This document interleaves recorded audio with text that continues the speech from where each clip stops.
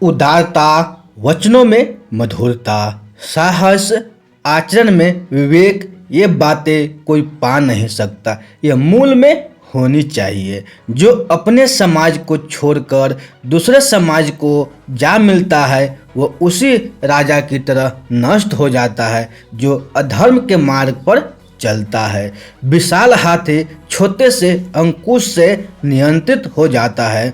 एक दिया घने अंधकार का नाश करता है। क्या अंधेरे से दिया बड़ा है? बिजली एक पहाड़ को तोड़ देती है। क्या बिजली पहाड़ जितनी विशाल है? जी नहीं, वही बड़ा है जिसकी शक्ति छा जाती है। जो घर गृहस्थी के काम में लगा रहता है वह कभी ज्ञान प्राप्त नहीं कर सकता। मांस खाने वाले के हृदय में दया नहीं हो सकती। लोभी व्यक्ति कभी सत्य भाषण नहीं कर सकता और एक शिकारी में कभी शुद्धता नहीं हो सकती। एक दुष्ट व्यक्ति में कभी पवित्रता उदित नहीं हो सकती। उसे चाहे जैसे समझा लो, नीम का वृक्ष कभी मीठा नहीं हो सकता। आप चाहे उसकी शिखा से मूल तक घी और शक्कर छिड़क दें। आप चाहे 100 बार पवित्र जल में स्नान करें, आप अपने मन का मैल नहीं धो सकते। उसी प्रकार जिस प्रकार मदिरा का पात्र पवित्र नहीं हो सकता, चाहे आप उसे गर्म करके सारी मदिरा की भाप बना दें।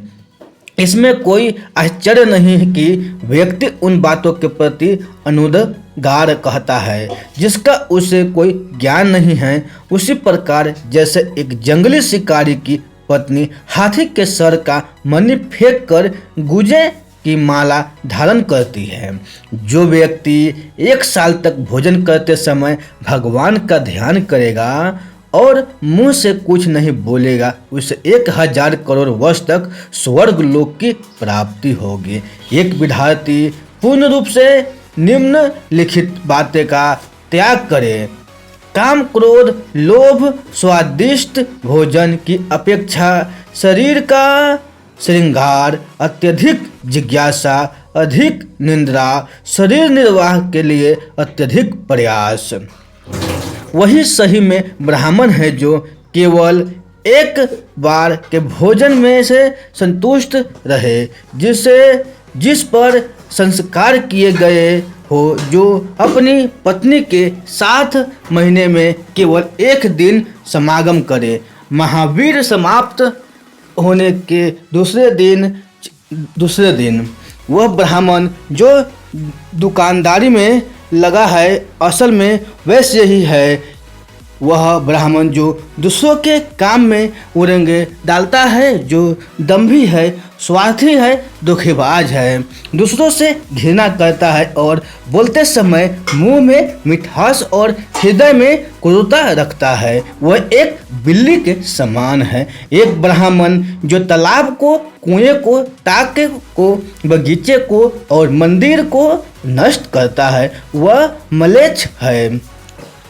वह ब्राह्मण जो भगवान की मूर्ति की संपदा चुराता है और वह आध्यात्मिक गुरु जो दूसरे की पत्नी के साथ समागम करता है और जो अपना गुजारा करने के लिए कुछ भी और सब कुछ खाता है, वह चंडाल है।